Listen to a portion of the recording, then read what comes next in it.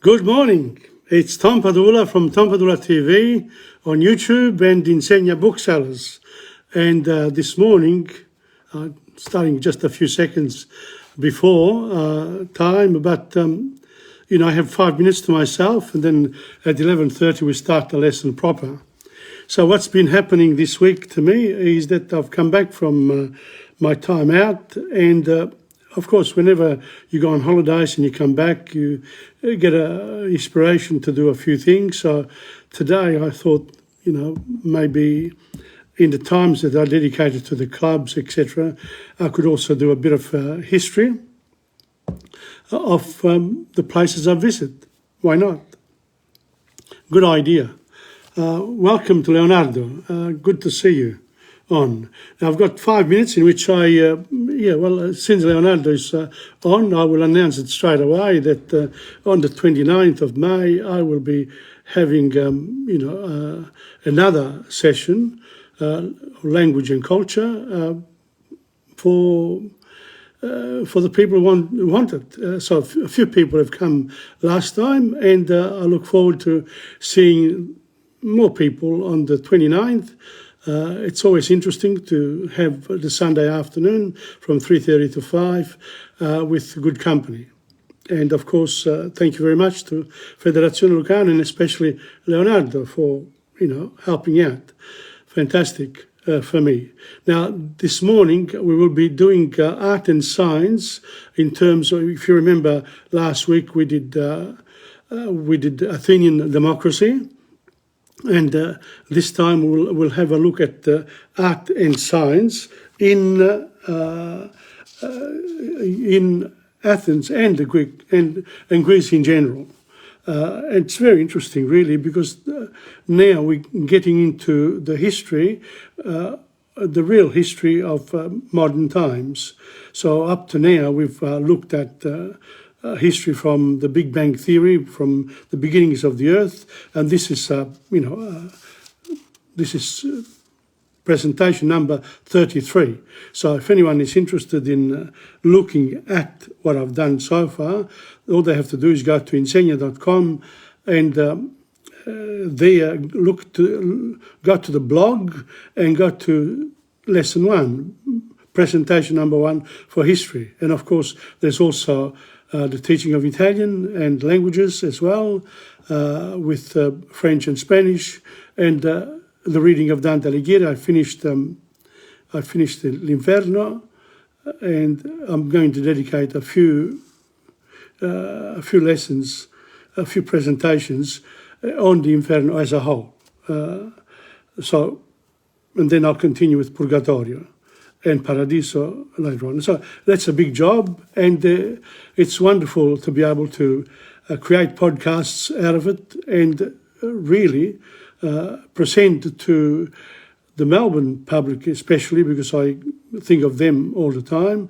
These are, people who are interested in Italian culture, and especially people who are second, third, fourth generation people of Italian background, and Italophiles, people who love anything Italian. So it's good. It's a lovely pastime for people in the third age to be able to do more intellectual things to enrich their lives on an everyday basis. It's not just dances and food and gardening, etc. We should extend ourselves into the realms of the intellect. So that's what it is. Also, I went to the Puglia Club last Sunday for Mother's Day, and I met a good friend, Carmelo, who's a good singer too, and Tanya as well, Barbara, and I might show you a bit of that as well. So just to vary my programs for history. And I think the local people create history as we move along. There's a lot that happens in the world, but at the end of the day, we live day by day where we are, and we create our own history in our own individual ways, both as individuals and as a community, as a state, etc. At the moment, we're being bombarded with election material from all sides of politics, but especially the big parties, because on the 21st of May we go into the polls and we'll decide who the next leader and which party will lead the nation in government for the next 3-4 years. That's it. Democracy, beautiful. I love democracy because it changes people at the top on a regular basis. I think if they do a couple of terms, that's enough. And that applies to clubs as well. I think people should have a go at it, and the people who have been there, they should help out the person who's coming in.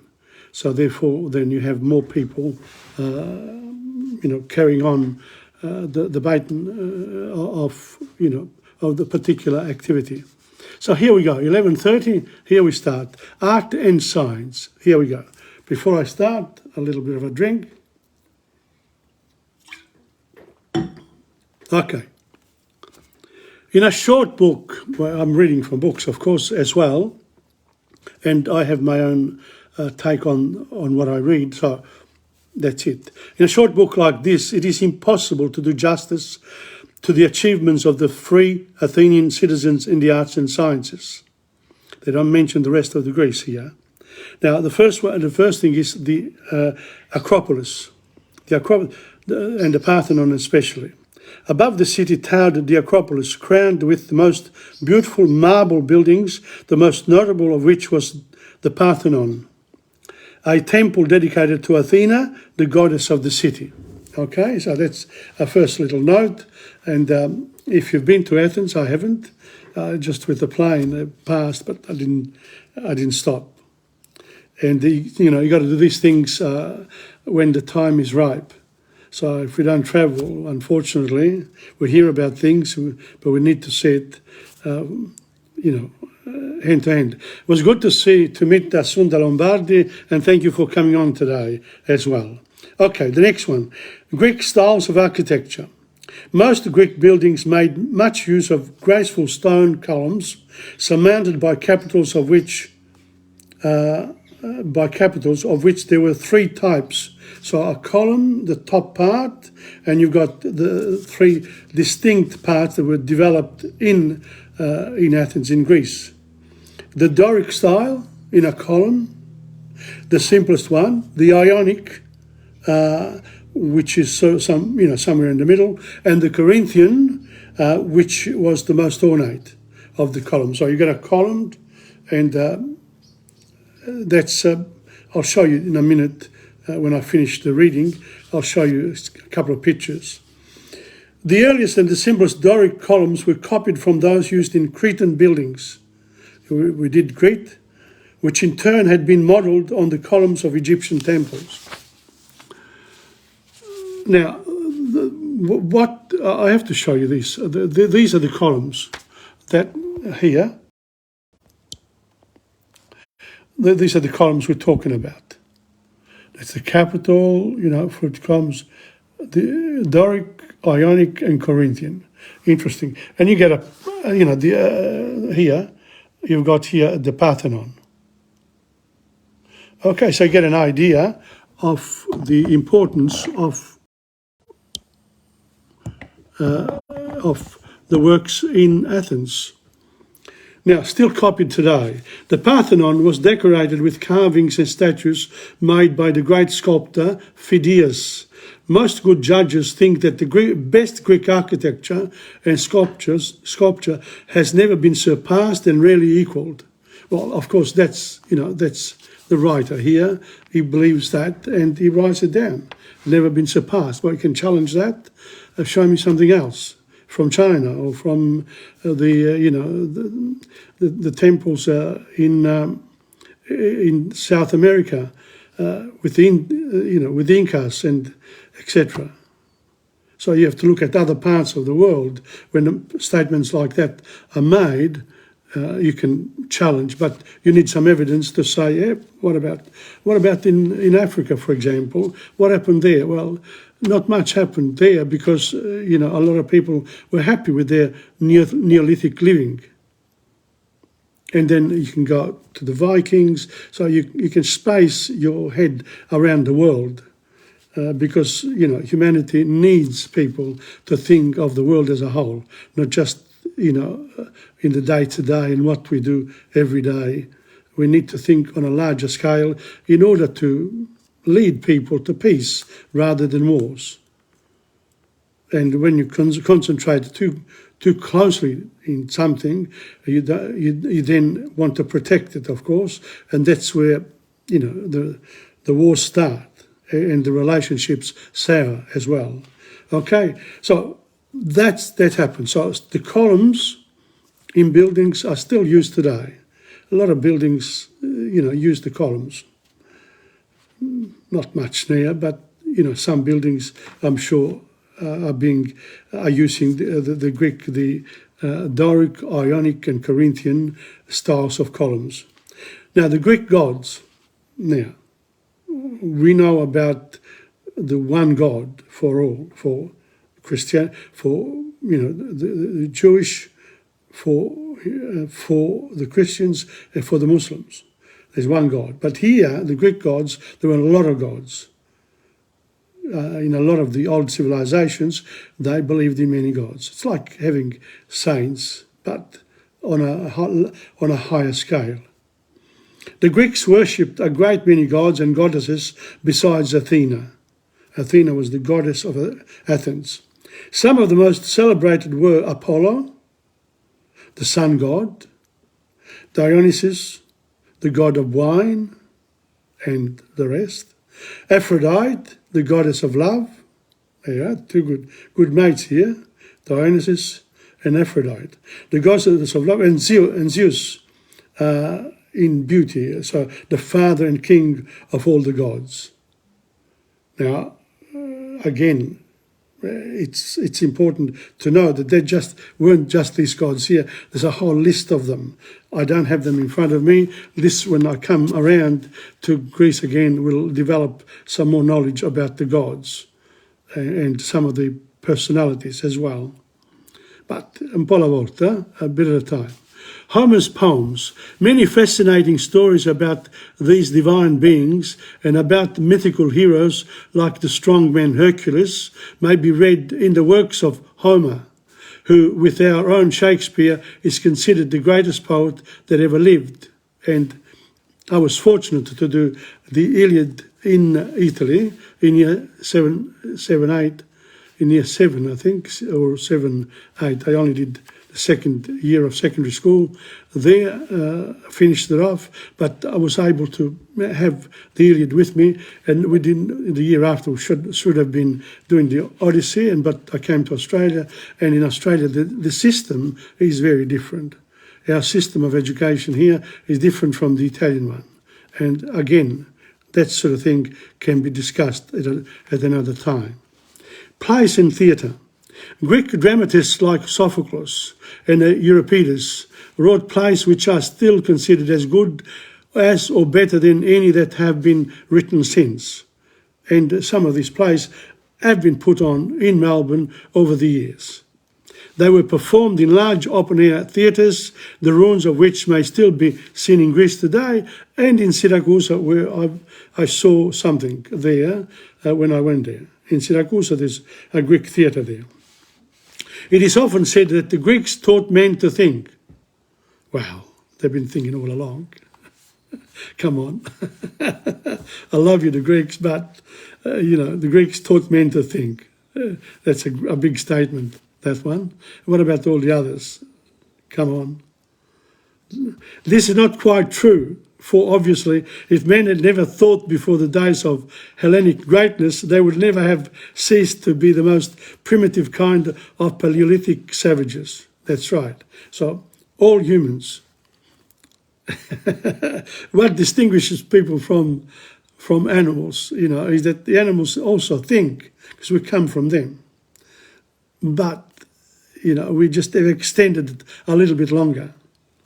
So, there are people like Aristotle and Herodotus, some of these philosophers from Greek times. Greek thought scientifically, But it is true that the Greeks were a very inquisitive race. Inquisitive. What's this? What's that? How do you say that? Curiosity killed the cat and brought it back.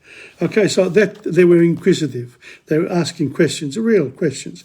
Very good. Before them. So much more than any other people before them. Loved knowledge and tried ceaselessly to learn new facts about life and nature.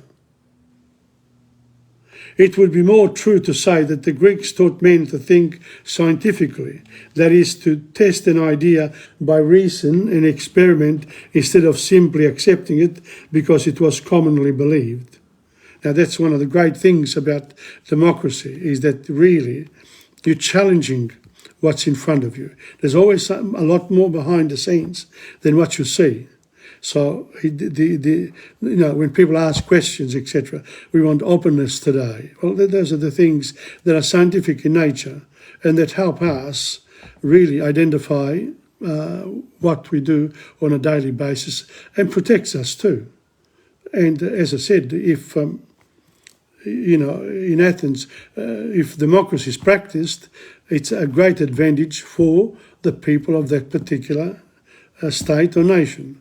And in the world today, there are only a handful of truly democratic countries, and even in the democracies we have, once you elect your representatives, some of them behave like dictators anyway. So it's a feeling, it's a very hard thing to manage and to think about.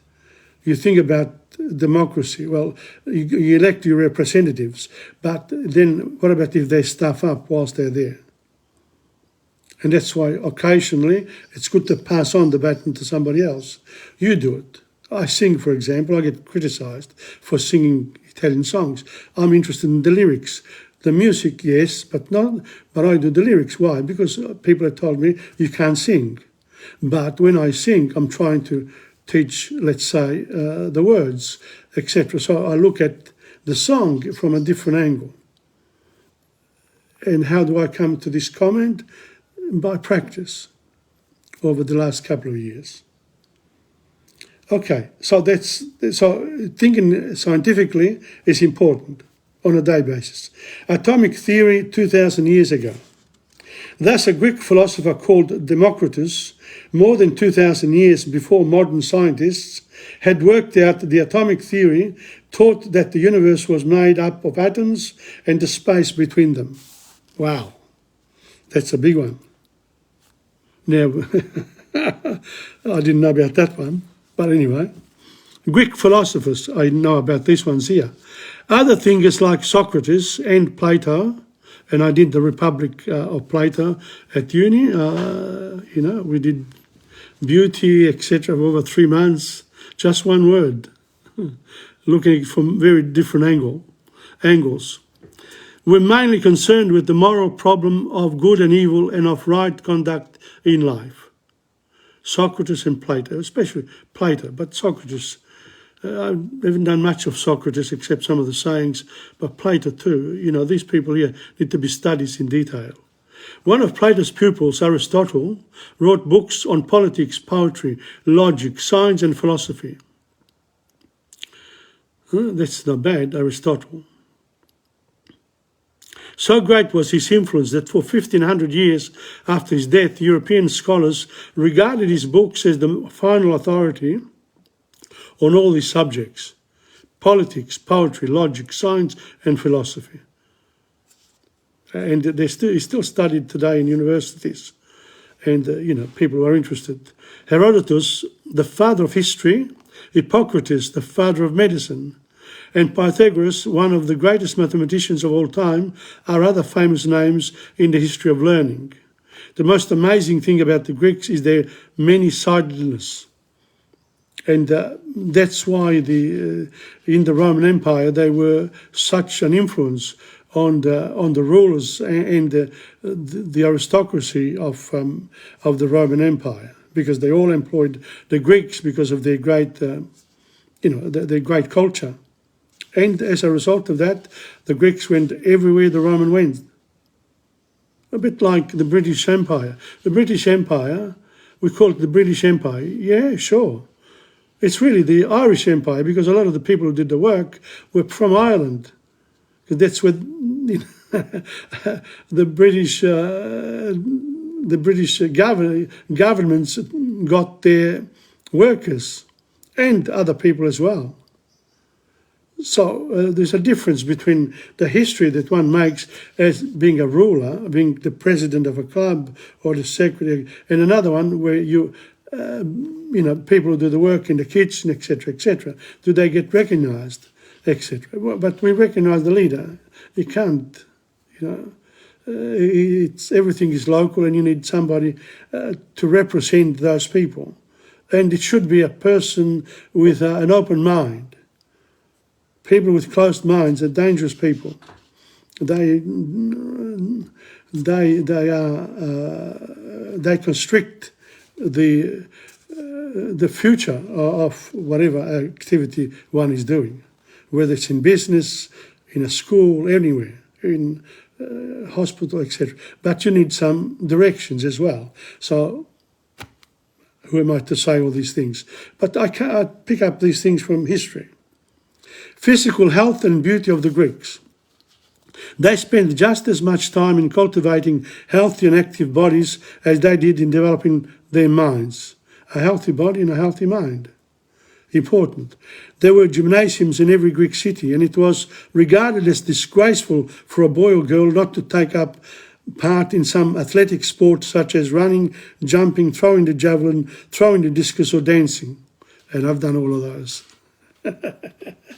I've thrown a javelin and I've thrown a discus. Not bad, yeah. Running. Not anymore, but dancing, especially these days, a lot easier. The Olympic Games. Every 4 years, beginning in 776 BC, the best athletes of each Greek state competed at Olympia for the garlands of wild olive leaves, which were the rewards of the victors. Not money, the olive leaves. I've got some in front of my, Irene Avenue. When I got there, the first thing I did was ordered the body corporate to put some olive trees there. And they are there growing. And I picked up some olives the other day. The modern International Olympic Games began in Athens in 1896.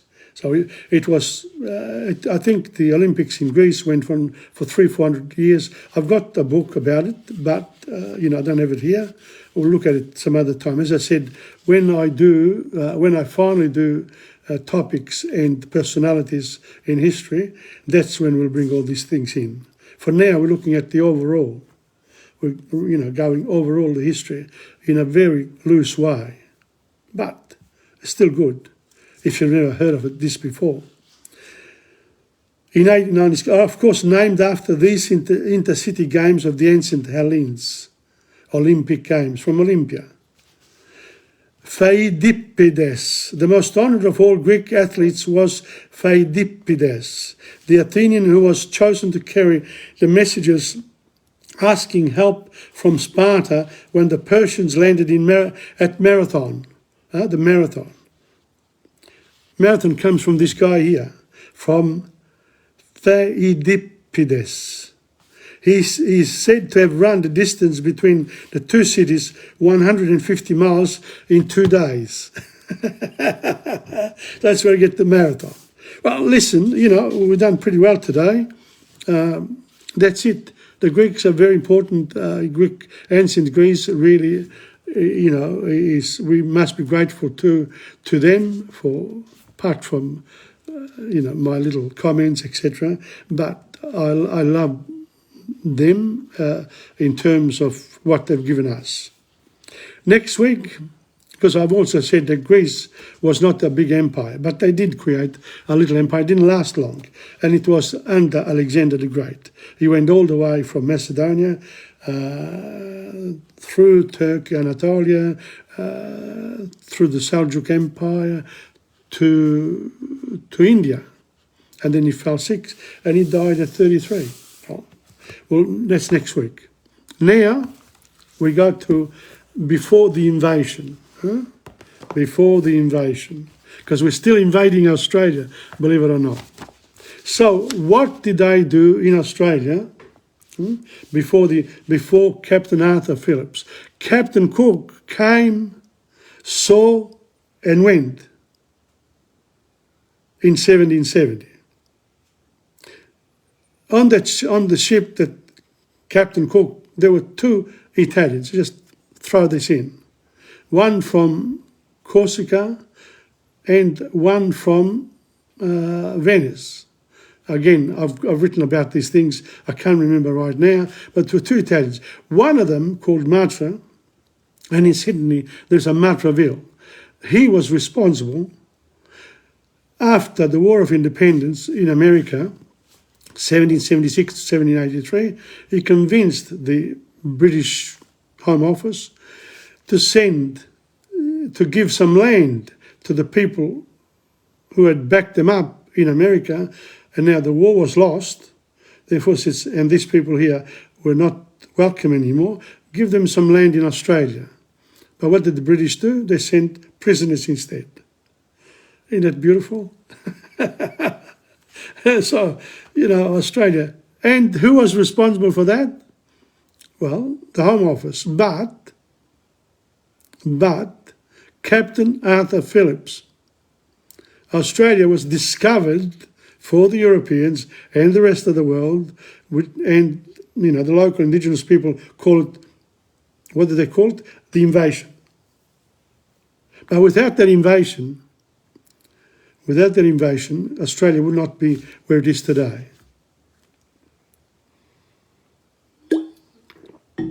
Therefore, when it comes to discussing Australia Day and the College of 26th of January, I'd like the Indigenous people to remember that date, because it's a date that changed the course of history, created a lot of pain within Australia. But from the pain, there's always, from the pain, then there comes the resurrection. Because we never experienced it. And now, actually, the Indigenous people of Australia, there's a resurrection of this. But they have to work together with everyone else and use everyone else's knowledge to drive the Indigenous message across the land through writing, etc., etc. Because before 1788, there was no writing in Australia. There was no will. Agriculture, very non-existent. So you can discuss all these things. And how did the children there live? It's 11:50. Yeah, I've still got another few minutes. 11:52. Well, we got another 8 to 12, and then we've got another half hour. That's good. Childhood. Here we go. That's a nice one. I've got to show you this. That's how, see that? The mothers often carried their babies in their wooden dish or in a string bag slung from their forehead. Isn't that interesting? Huh? Like that? Okay. There's another thing too that one could do. Could do a picture, history in pictures as well.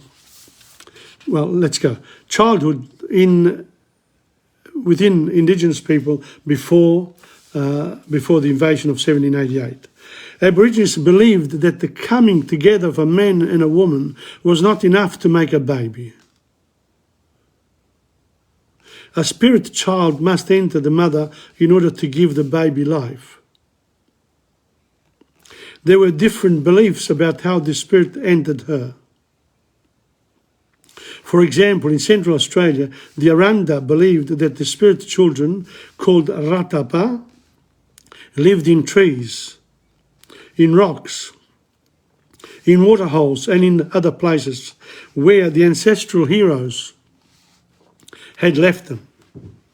So, man and woman can't produce a baby without there being some influence by the ancestral heroes. It's interesting, isn't it? Think about the way we look at now at how babies are born. One of the spirit children might choose a woman who came near and make her pregnant. Well, I don't want to say it, we've got to,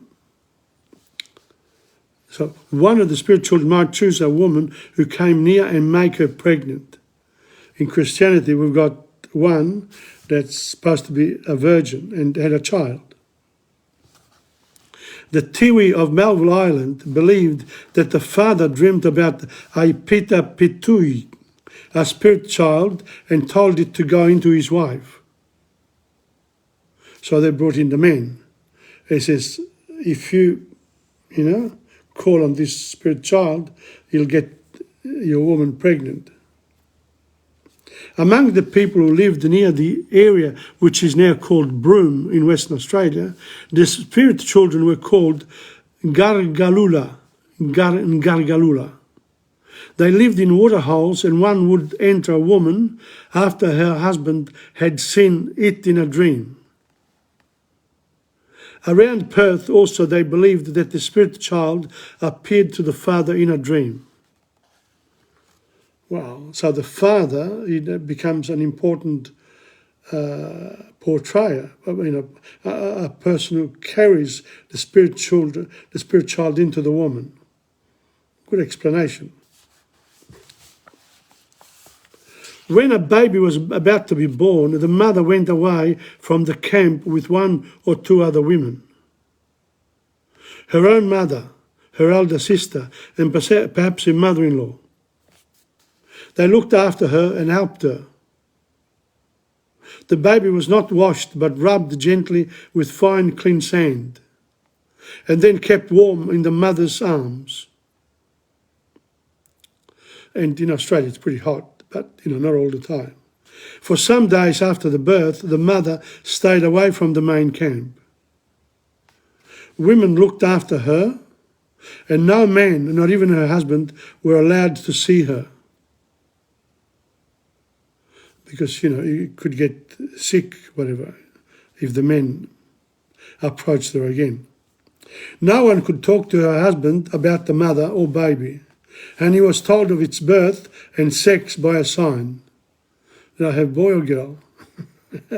On Melville Island, his wife's helpers sent the husband a short stick if it was a girl, or a long stick or a spear for a boy. There you are, that's a good one. Don't have to tell people what sort of baby you're going to get. Send them a stick.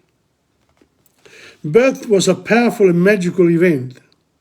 The Tiwi of Melville Island believed that the mother and baby were in danger just after the birth, and that if the husband saw them too soon, the baby would fall sick and die. She had to concentrate on the baby, not the husband. For the first few months, the mother kept the baby near her. She carried it in her kulamon during the day and slept with it against her body at night. The kulamon is what I showed you before.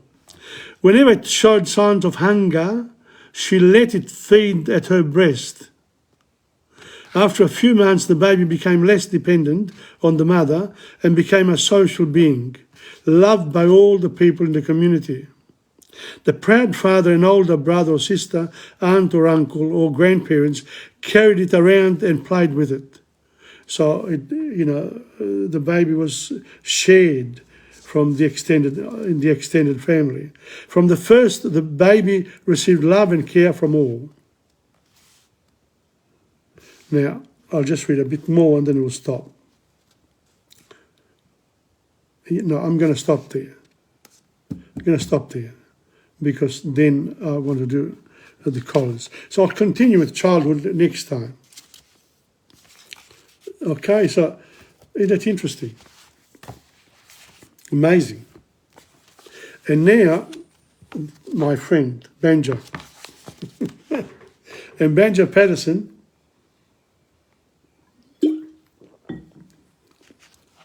There's another friend of mine here, Henry Lawson. They are the two. We must read these. The men from Ironbark.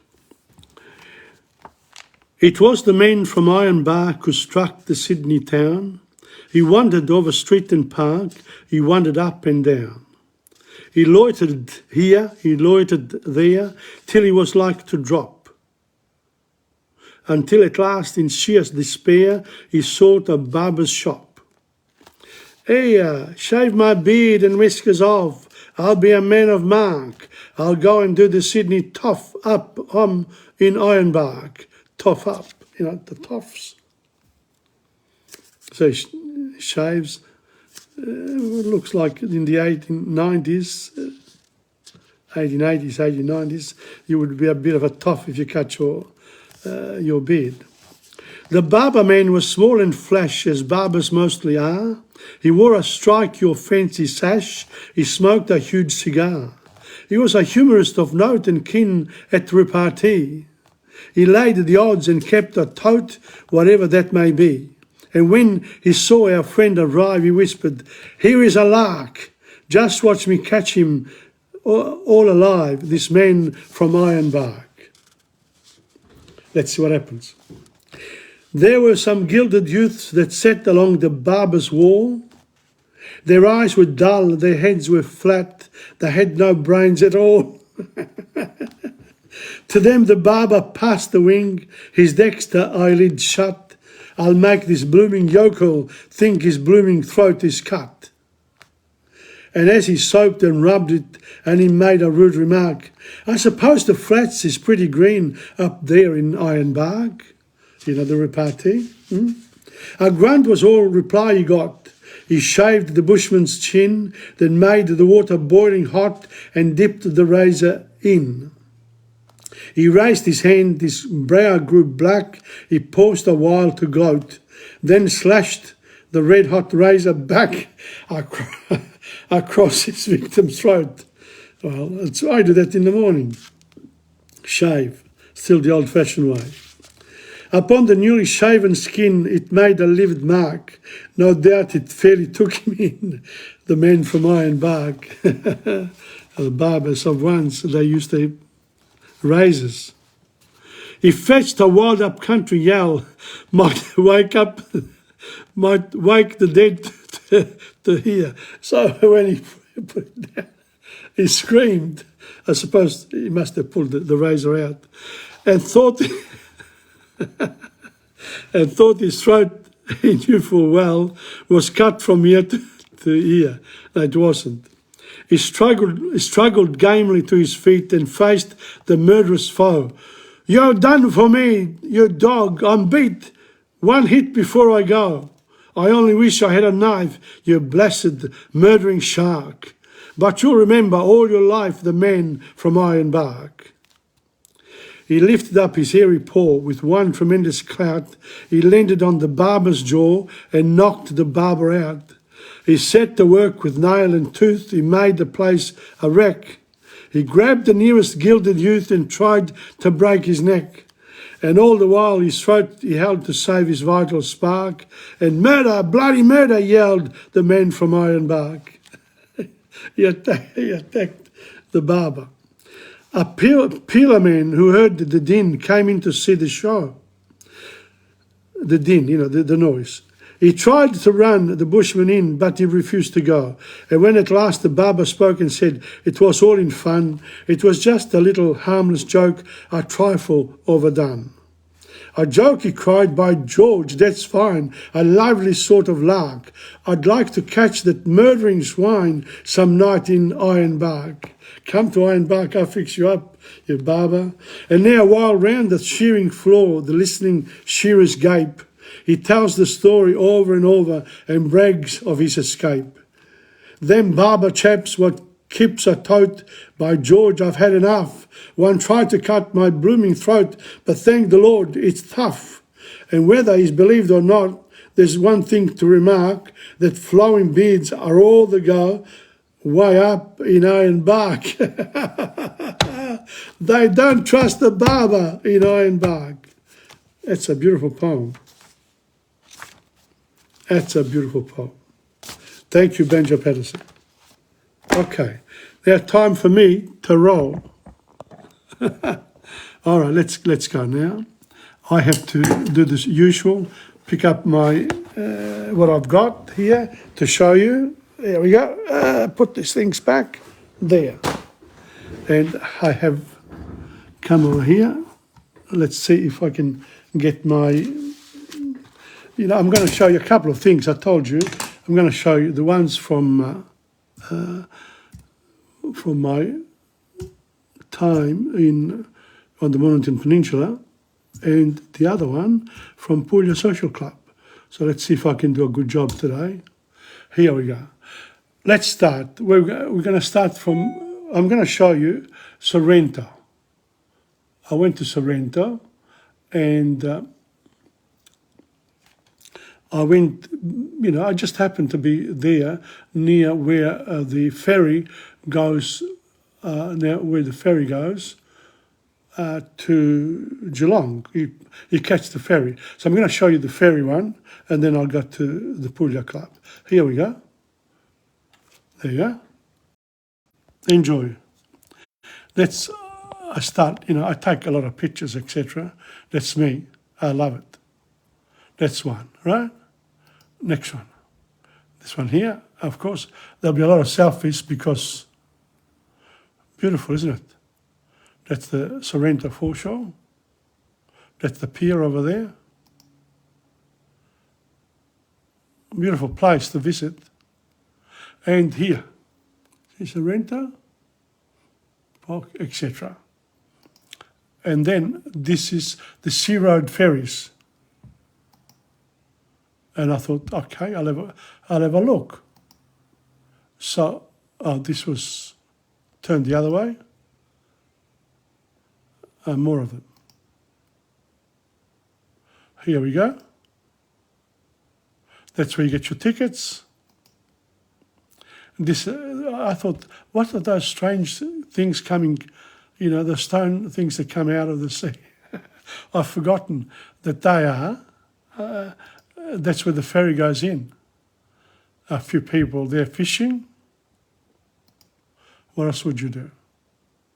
There you are. That's the ticket place, and that's where the ferry arrives. Here it is. And I thought, what's that? Yes. Beautiful, isn't it? I thought, oh well, never mind. What's going on here? Oh, yeah. Here it is. See? I was waiting for the footage. They were all pictures before the footage.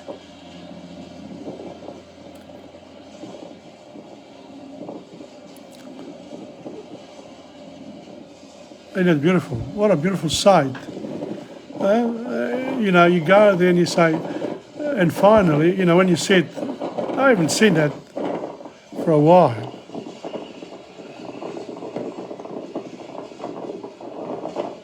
There they are, see?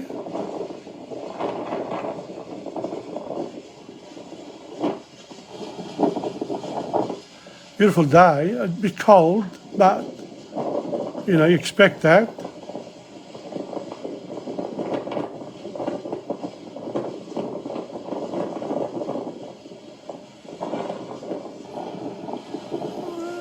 They're pretty good, huh? Look at that.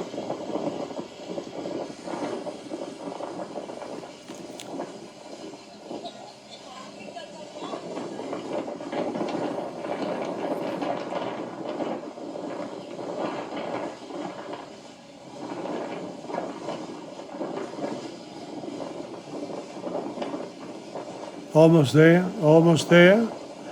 Gone, and then we got to the next one. There you are. I thought I'll go and have a look. How do they come down? And you can bring a car there. You can bring your car from Sorrento to Queenscliff.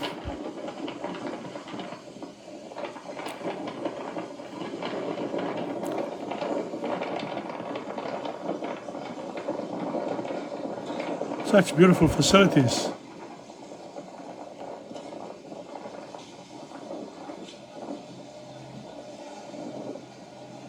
And notice the car, you know, people coming down, but also the cars will come down soon. And the other passengers are coming up. There's a big one, a bus. Wow. I'm sure one of the clubs organised it. And the next one, there we are. Yeah.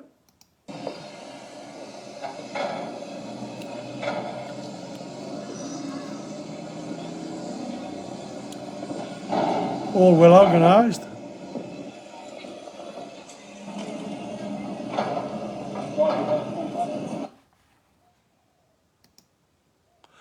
Welcome to Sorrento Pier.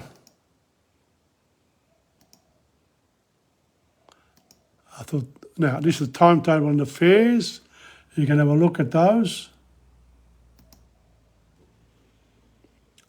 There they are, timetable and the fares, etc.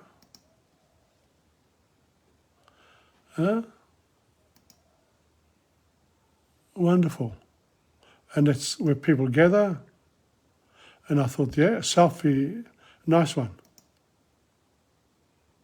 Cold. Let me see if I say something here. I was speaking to Jason this morning and he sort of suggested, Dad, you know, TomPadulaTV, here and there. Take advantage of it whilst you're there. Now here I am. I've driven from, where I stay in Bonia, here to Sorrento, and I thought I'd go for a walk. Didn't plan this at all, but the Queenscliff, Sorrento to Queenscliff bike was here, and I thought, yeah, why not? We'll have a little service about it, and hopefully we'll come and try it ourselves in the near future. I've done it once, but a long time ago, so time for us to do it again. Okay? Well, you too. And of course the wind, you know, it's when you're on your own and you like taking pictures, but also the footage is important. This is take two. Tomorrow is the 1st of May, and you know, it's a good way to finish off April. It's been a very busy month, and it's good that I'm here.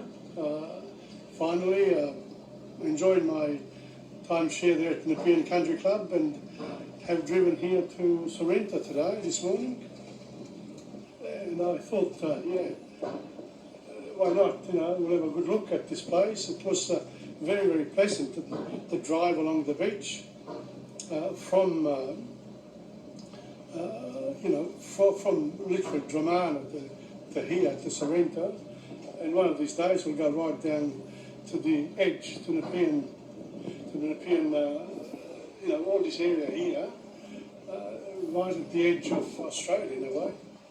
Yep, good place to be. So that was a good reflection there.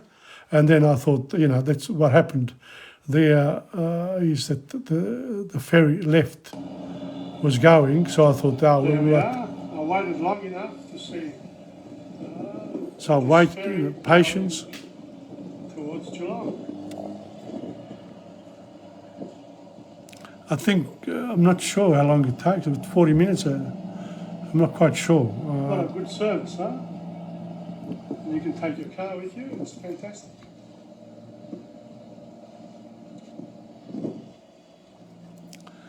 Yeah, and it's just wonderful to spend a day like that. You know, it's sort of your mind clears, and you see what other people do. Longer before I go. There you are. That's Sorrento. That was day one of I spoke to Jason, and he said, he said something here. There you are. Ciao, Ferry. I'll see you next time. Jason, it's waiting for us. Thanks for the tip today. Yes, and I thank him very dearly because, you know, if it wasn't for him, I wouldn't have gone.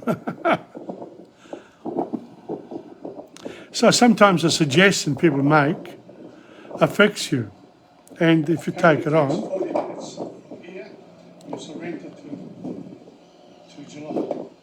Queenscliff, Geelong, you know, that's the area.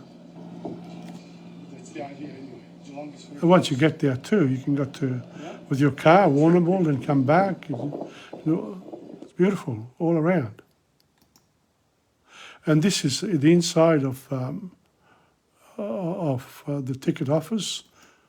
There you are, and this was when it was, you know, was opened by Keith Jefferson, April 1992. Not so long ago, only 30 years ago. Concession, First Passage, Sorrento, Mornington Peninsula. Here we go. And this is, the facilities are there, so that's important. And now this is Sorrento shopping strip.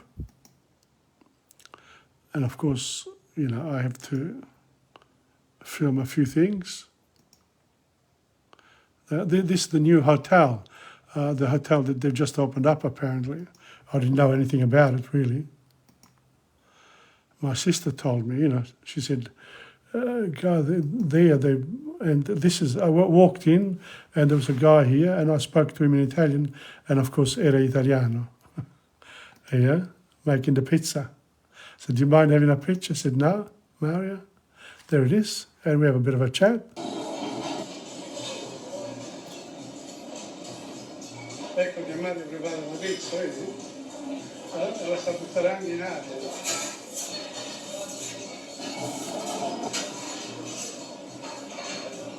E qui al continente di Sorrento sono entrato e Mario mi dice, puoi fare quello che vuoi, non ti preoccupare. Very good. E questo qua poi ci mettiamo la canzone alla pizza. E stiamo a posto, eh? Allora quanto io? Da quanto tempo sei qua, Mario? Un po' di tempo, solo poco, va? Solo poco qui. 3 settimane qui. Hai avuto il tuo business a Melbourne, sempre fatto pizza? Pizzi, cucinare, un po' di tutto. Un po' di tutto? Un po' di tutto. Tanti auguri, che spero che ci vediamo di nuovo. Grazie. Ok, ciao ciao. Buona giornata. So that was it there. And then that's the other, you know, couple of other areas there. That's intercontinental restaurant, bars, Aurora Spa, bathhouse, etc. Good. That's a nice area. And that's the other area just before you go out. Beautiful place. That's the outside. And then I went to buy some fruit and vegetables, and there it is, there. And I think we finish off there today. Yep. And next time I'll show you, we'll go to day 2. This was day 1. That was my Sorrento. Now we're going to finish here, there. That's it. Okay, beautiful. Back to me. All right, now I've shown you that. Now we'll go to another place, and the other place is at the Padula Social Club. Let me see if it works out, and let's see. Here we go, Padula Social Club. I could show you a couple of things. A couple of people come in to Insegna, to children. They came in to buy some Spanish here. We've got 2 people here. One came to buy, you know, a book, Italian book, which was beautiful. And of course I gave him the old lady who swallowed the star. I gave it to him. He liked it, so I said, you can have it. And, you know, they paid for di una parola. And this other one, lovely. Very happy. Okay, so that's that. And now back to me. That was like, you know, like a little commercial. And now, this is it here. This is Puglia Social Club. The first thing that I did, I saw Sunda Lombardi. She's on. There you are, you and your husband. And of course, the singer, Carmelo, and myself. Isn't that beautiful? That's, see, we make our way here. Second one. And that was the entrance of, that's Vita there from Puglia Social Club.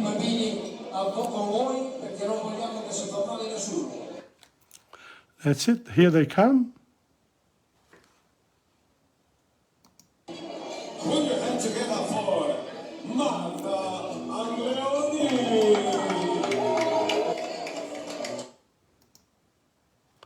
And they started dancing.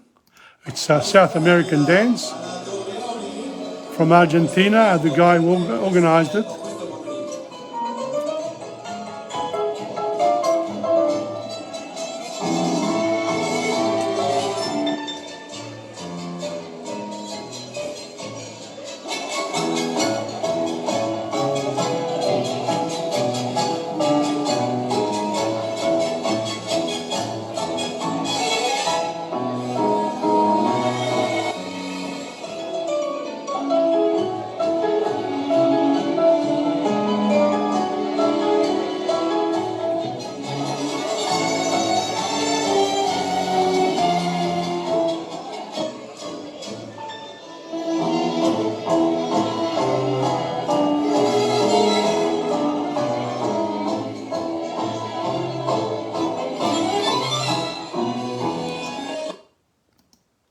Of course, it continues, it gets better because the guy then gets involved.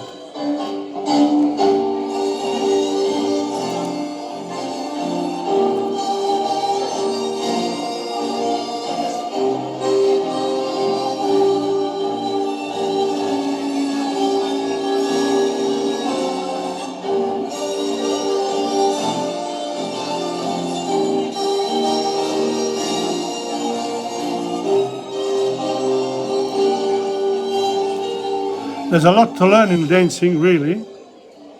And, you know, some people do it very well. Some others, here we go, more of it.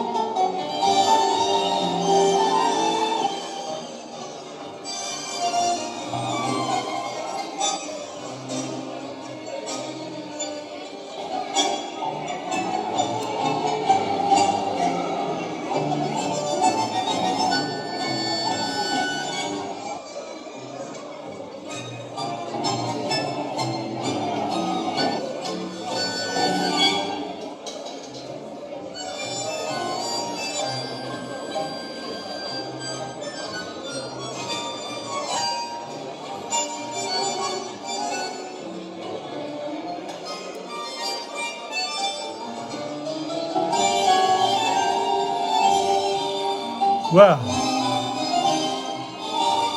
this was the floor show, and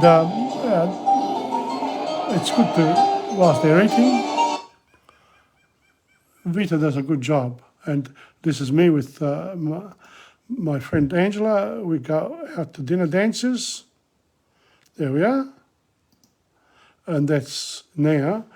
Carmelo, there was a bit of a break there.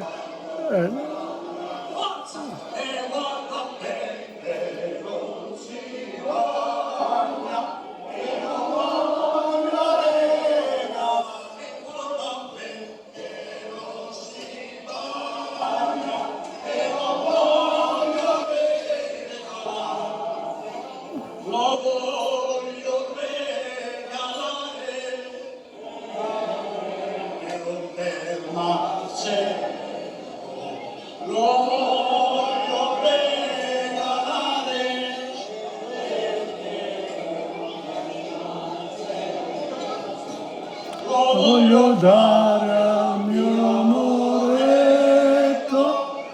sera quando...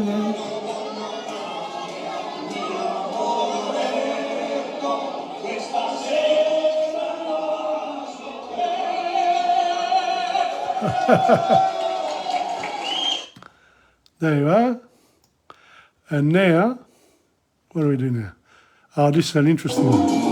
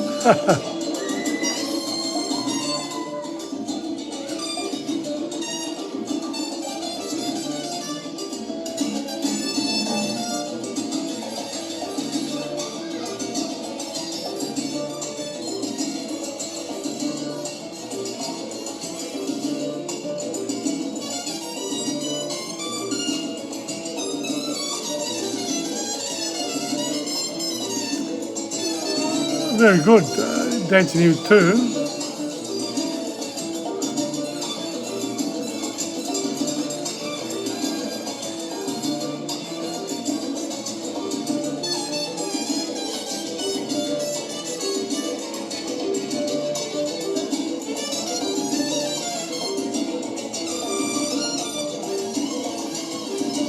Enough? Yes. Okay, the next one.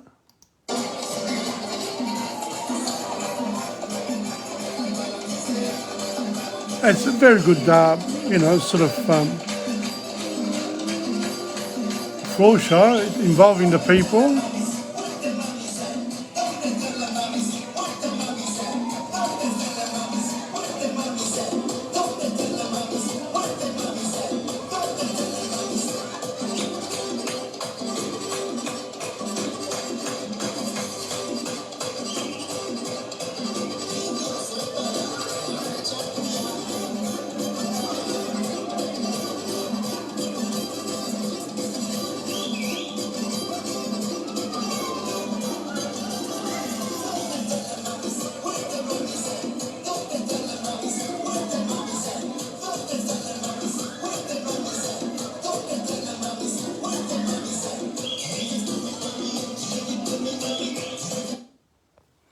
Very good. Oh, I like that because it involved everyone there.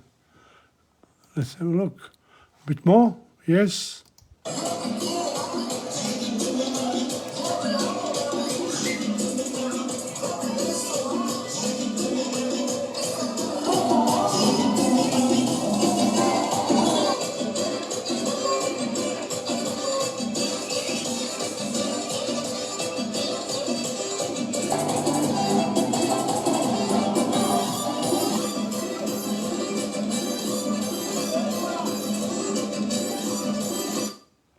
Of course, I will continue with this. I'll go till 12:30, and these were the ladies who, the dancers. I thought we took a few pics outside. There they are. Oh, that's a nice one. This one. Good one. And here is with, this is Carmelo and Tanya Barbaro, and it's Assunta's daughter. There we are. And I have a beautiful little interview. We'll start with the interview. It's 28. No, will I give you the interview or wait till next week? We'll wait till next week. That's enough. Because that's from now on. Then next week will be dedicated to Carmelo and Tanya, of course. Okay? So that's that for this week. Let me have a look. Because that's what I thought. Yes, that's perfect. Because after that, it's their... Okay, after that, it's their time. Okay, they sing, dance, they sing. It was a very good afternoon for Mother's Day. Congratulations to Puglia Club, of course, and all the other clubs who do such marvellous work here in Melbourne for the Italian community and everyone else who wants to be a part of it. There's no discrimination at all. So anyone can go to these places, and it's great. So it's almost coming to an end. I just want to remind everyone that this is, of course, lesson 33, and it'll go on my Facebook page in a few minutes once we finish. In the meantime, I just want to remind you about my activity at Federazione Lucana on the 29th, Sunday the 29th, and I'll come back to it next week. Also, please have a look at my work from the beginning on Insegna.com in the blog section, especially the teaching of Italian for people who want to learn Italian or improve it. It's a beginning. Lessons 1 to 20, it's like a generic introduction to the grammar, and the 9 parts of speech. And then from lesson 21 to 30 already, there's la pratica batte la grammatica. So the grammatica has been explained. Then la pratica it involves songs, it involves poems, readings. There's a whole variety of activities that I do for la pratica, for beginners, people beginning the learning of Italian, for intermediate students, and also advanced. I introduce a bit of literature there for the advanced students. But if you contact me, or people contact me and tell me where you're at, I might be able to, help out more directly to you. Because at the moment, people are watching my presentations programs, but I haven't received any interest in terms of people wanting to actually take it on as a student of the language. So if you are a student of the language, you'll need to get some of the books that I present so that you can then study at home. And it's great for children and for adults, and that's it. So thank you very much for coming on today and for watching during the week, and whatever you can do to promote my work here online. From Tom Padula of TomPadulaTV on YouTube and Insegna Booksellers. Ciao, arrivederci, alla prossima.